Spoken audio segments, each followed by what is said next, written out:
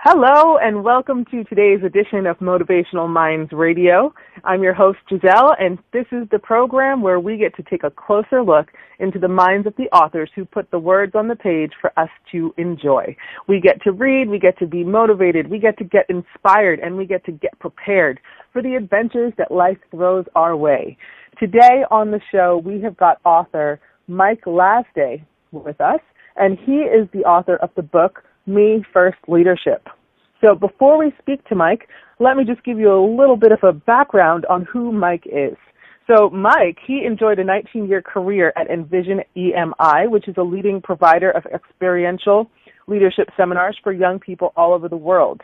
He was responsible for the development of leadership curricula for elementary through college-level students that impacted the lives of over 500,000 people worldwide. As a senior executive, he was also responsible for leading the leaders of an ever-growing organization through periods of tremendous change and growth, as well as creating and nurturing a corporate culture recognized nationally for being a great place to work. We love that. During his tenure, the company grew at an unprecedented rate. And over the course of his career, Mike has mentored countless up-and-coming leaders through one-on-one interactions and intensive group seminars. Mike is currently a leadership consultant working with both organizations and individuals, and he lives in North Potomac, Maryland, with his wife Karen, his daughter Frances, and his son Josh. Mike, welcome to the program. We are so glad to have you here today. How are you? I am great, and thank you for having me. It's wonderful to be here. Fantastic. So this book you've got, Me First Leadership. I mean, just hearing the title alone, it sounds a little bit selfish, but how is me first not a selfish way of looking at leadership?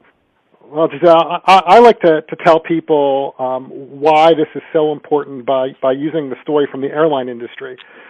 So when you get on an airplane and they do the standard safety the safety speech, they talk about what will happen if the cabin depressurizes, and they talk about the oxygen masks coming down from above. And when they say that, they give the explicit directions to parents and people traveling with children that they should put their own mask on before helping the children. And I could tell you, the first time I heard that as a parent when I was traveling when my kids were much younger, I thought to myself, there's no way I'm putting my life in front of my kids. There's no way I'm going to do that. Like, how dare you? Yeah, how dare you? But the reason why they do that is because they know that the goal is to actually help your children, and you cannot help your children if you don't have the appropriate flow of oxygen going to you first. And that's the same thing with leadership. You cannot be an effective leader until you first identify for yourself why it is you're leading, where you are going, and have your own leadership identity. So you have to first look at yourself and then be able to lead others. Beautiful. I love that. I happen to use that same analogy when I speak with clients about that quote-unquote role of being selfish, because it's not selfish. It's like you can't love until you love yourself. You can't heal others till you yourself have been healed. It's the same thing with saving yourself. It's the same thing with leadership. In fact, I've come across several leaders who are leading for the wrong reasons. It's sort of, an ego trip for them. Oh, I'm helping others, but they're really not, because their behaviors aren't demonstrating that. Absolutely. So let's speak about that for a moment. As far as behaviors, what are some of the critical behaviors of me first leaders? What is important for someone to be? What is an important characteristic for a leader to have? Well, I list in my book 12 characteristics, 12 behaviors, and really these, going back to that analogy, these really are the oxygen, okay? Because your credibility is established entirely, as a leader, is established entirely based on your behaviors, not on your title. Okay? So some people make the mistake of, well, now I am the president or the vice president of so-and-so, therefore people must listen to me. People don't listen to leaders because of titles. They do because of credibility, and that credibility comes from these behaviors. So in my book, I talk about the 12 behaviors. I talk about the importance of being honest, not asking others to do what you won't do for yourself, taking responsibilities for failures, but generously sharing the credit with others, owning and sometimes even embracing your mistakes. I talk about the concept of glorious failures, which I think is an important concept. Stepping up to the plate when others won't, remaining positive regardless of what is going on around you, setting high standards for yourself and your team and having the drive to achieve them. Great leaders have really high standards for both themselves and their team.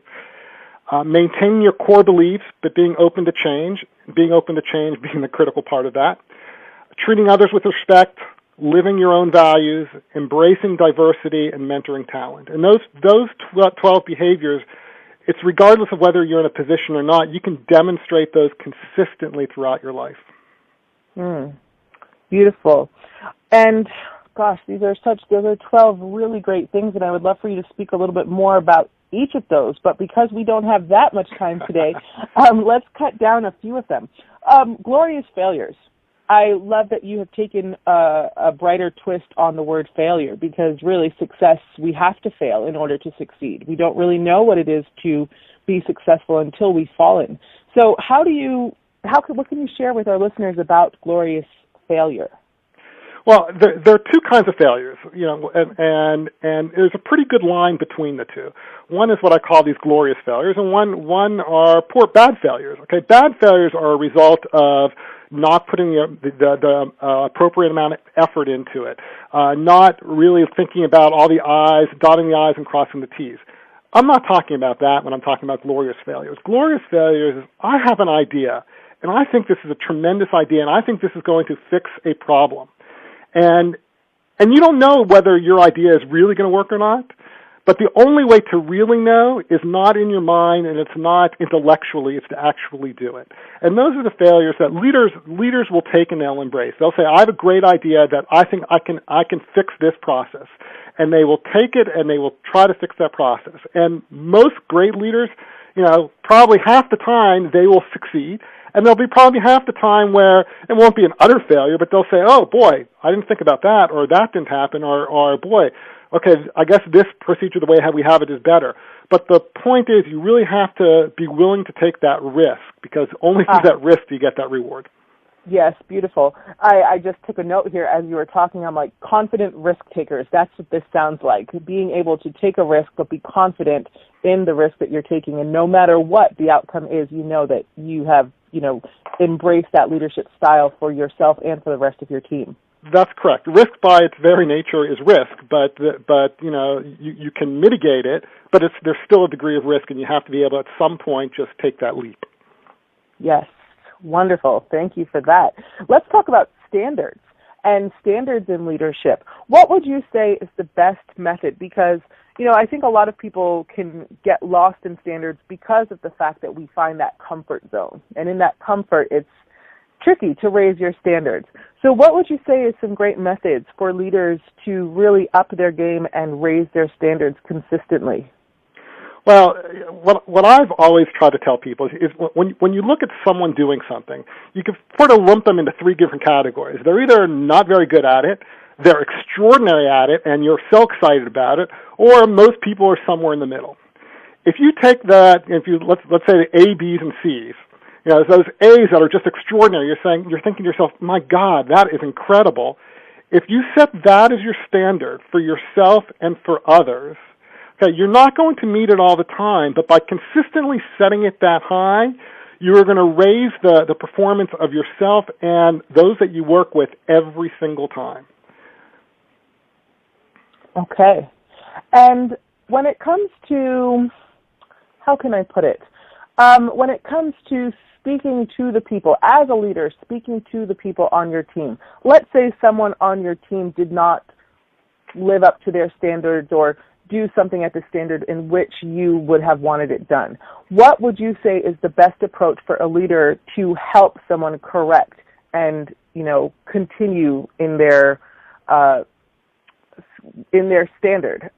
Like, what's the best way for that? Remember, without criticizing. Well, one of the leadership traits that I mentioned earlier is honesty, and honestly, it's one of the most difficult ones because of this issue. Because most times you like people that you're working with, okay, and you don't want to quote-unquote hurt their feelings. But on the other hand, when you are not being upfront with them, you're doing the same thing except sort of subversively as opposed to actually having true conversations with people. And it really starts with the leader, because more often than not, I've seen this so many times with managers that I've mentored, where they think that the person that they are supervising isn't doing a good job, but the person thinks that they are doing a good job. And why is that? Is because the leader to begin with, that supervisor to begin with, didn't set the standards crystal clear, didn't set objective measurements for the position. Every role can be measured objectively to a certain degree. Okay. Oftentimes, job descriptions that are written are just horribly written because it says something like manage a budget. Well, what does manage a budget mean? Okay, I can watch the numbers come in and out, but does that mean I'm responsible for profit and loss, or does it not mean that? So the first thing for the leader is actually to be completely honest about what are the expectations of the role. And this goes back to what we were talking about earlier in terms of standards. Okay, my expectation is that it's going to be above this line, and we are going to measure it consistently. Okay, it's not going to be once a year during a performance appraisal where we're forced to have this uncomfortable conversation. I'm always going to be opening with this conversation with you. And in that context, I am not judging you on one thing. I am judging you on your whole body of work. So, for instance, if someone was responsible for creating reports that are 100% accurate all the time, and the first 74 reports they do are extraordinary, and then one comes in that is subpar, I'm going to put that in context of saying, okay, well, this one was subpar. I'll be honest with them about it, but I'll say, okay, I understand. 74 straight was great. Let's get back on track. As opposed to someone who every other one is subpar, and you say, well, the other ones are pretty good, so I'll just sort of ignore this, and then performance appraisal time comes, and you say to them, well, only half of your work was great, and that person is surprised by that.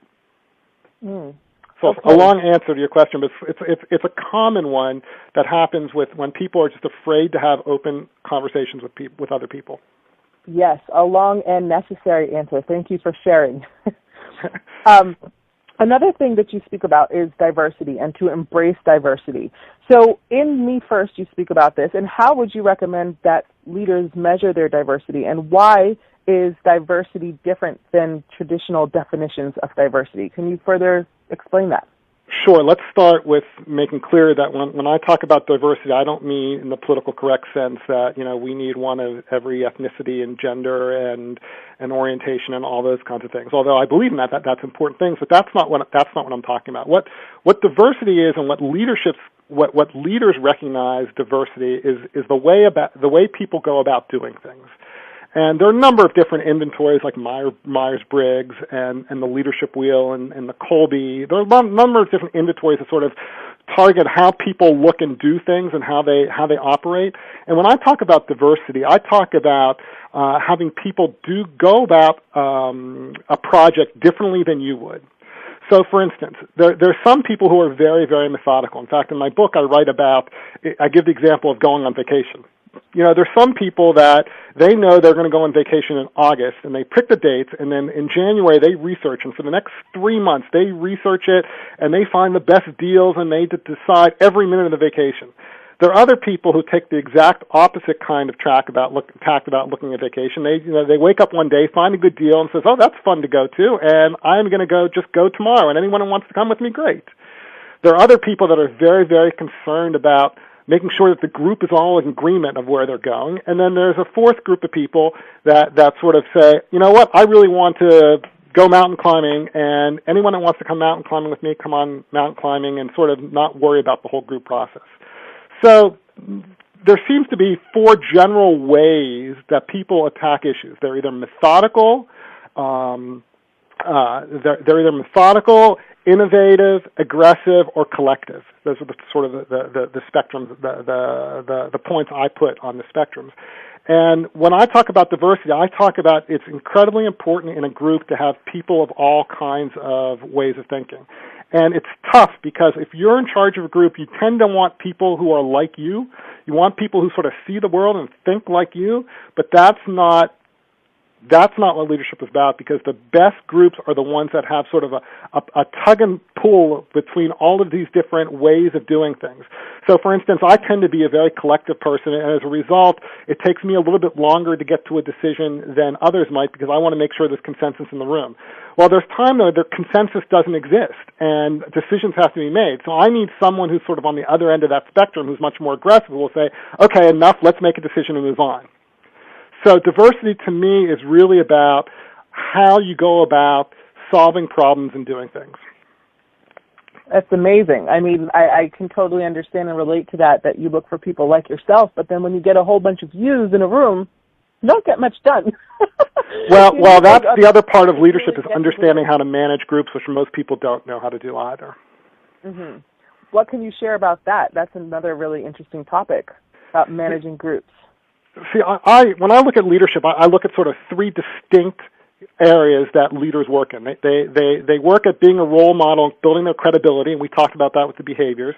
It's the second area is sort of inspiring others, getting people to follow you with tremendous vision and an inspiring vision.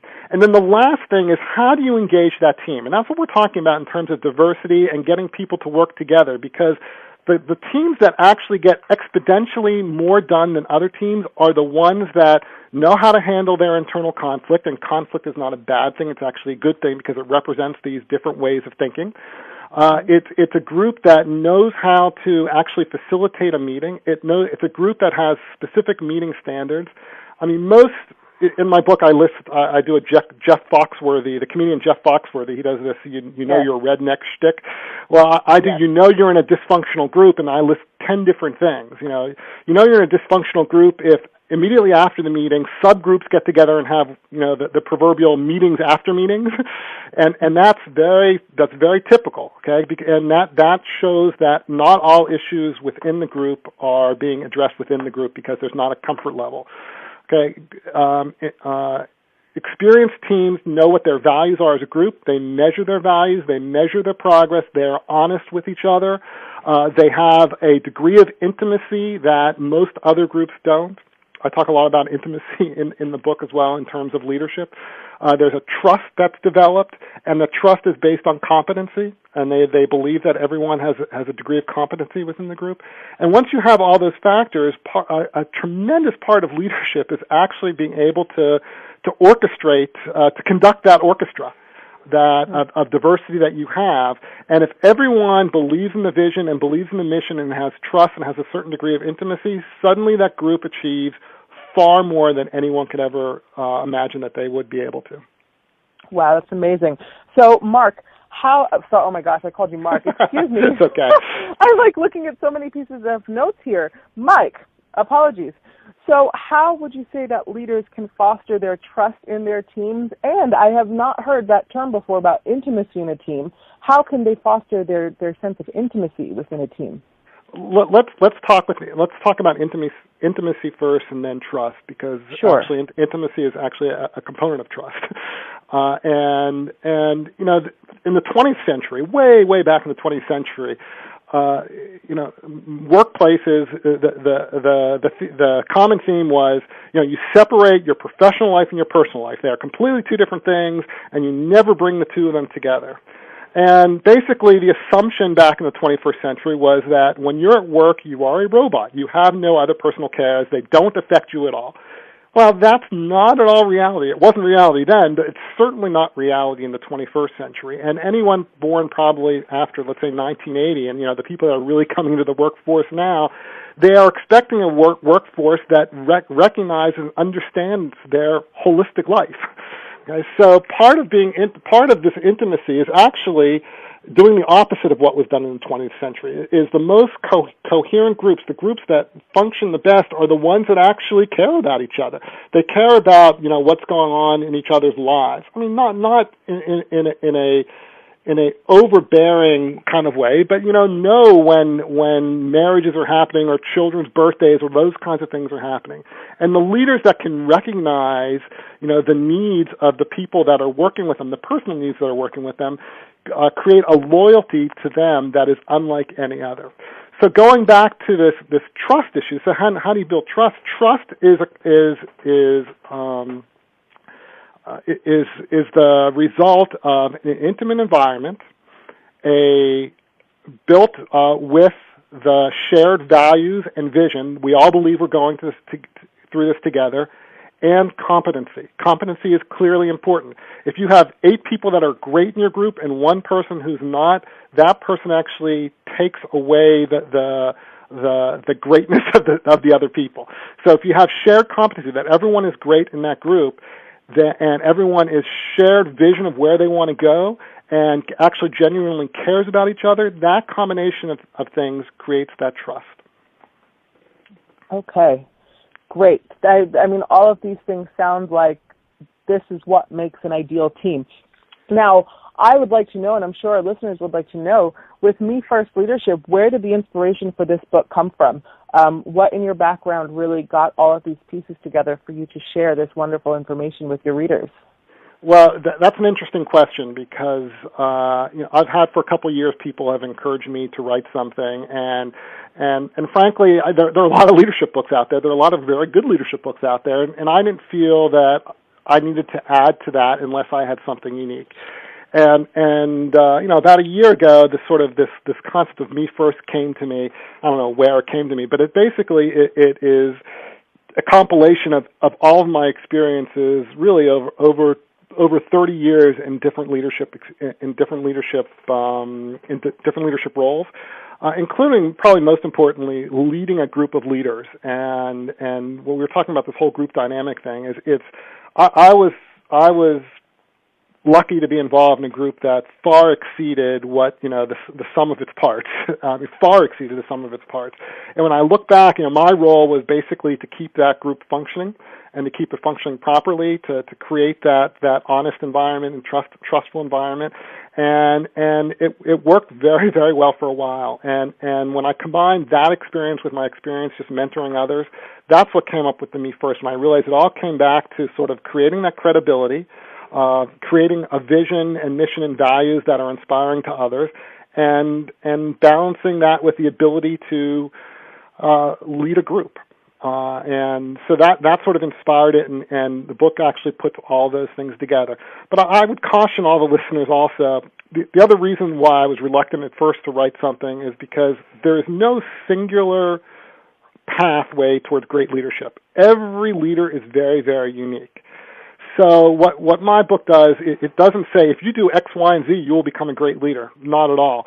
What it does is it provides the framework for every individual to create their own path, because everyone's path is very, very different based on all the variables that are out there in terms of role and time and place and industry. All those things make for different kinds of potential paths for people. And what Me First Leadership does is create the framework to go down that path on your own. Fantastic. And I love that you really embrace the uniqueness that each leader has, because, we do have so many mentors and so many role models that we can look up to as leaders. And I think people forget that there is part of them, which is that X factor, which is their own shine, which they can use to develop their own unique style of leadership. So we thank you for that message, and we look forward to getting more information of how to really step up our games as leaders from this book. So, Mike, what would you say is the most important message about Me First that you want people to take away when they read this book? To me, there's 3 of the most important messages. Okay, the first is what I just said, that there's no singular path for leadership, and part of that is recognizing exactly what you just said, that every person has a unique quality. More often than not, the thing that's unique about you have no idea that it's unique. It's something that is so natural to you, you just assume that everyone could do this. But It's not true. So the first thing is finding what is unique about you, and that's part of this, of determining what your mission is as a leader. The second thing is that you really do have to look me first, that it is by looking inward, by defining for yourself your own leadership identity, by having an honest assessment of what your strengths and areas for improvement are, and being committed to actually being a leader, not acting as a leader, being a leader by these behaviors all the time, then the opportunity for you to actually lead and lead exceptionally well is far greater. And then the final thing I would say is that, these three components I talked about, being a role model, inspiring others, and engaging your teams, every person has skill sets within all three of those. And if you think of those three things sort of as a Venn diagram where the three intersect, that's where your sweet spot is. And you have to work toward your strengths. And areas that need to improve, you need to improve them. But work towards your strengths in all those three areas, and that'll help you define your own leadership identity. Wow, fantastic. Mike, we are so honored to have you on the program today. I have learned a lot. I am sure our listeners have learned a lot, and we are all looking forward to reading your book, Me First Leadership. You guys can get more information about this book at his website, which is www.mefirstleader.com. And Mike can also be reached at Mike Lasday at mefirstleader.com. I'm just going to spell out his name here so you've got that correctly. It's MikeLasday at mefirstleader.com, and we'll put all that information out on the site for you. So, Mike, thank you so much for being with us today, and we look forward to having you again on the show. So, guys, this has been Motivational Minds Radio. This is Jeselle, and we are signing out for today. Okay, take care, guys.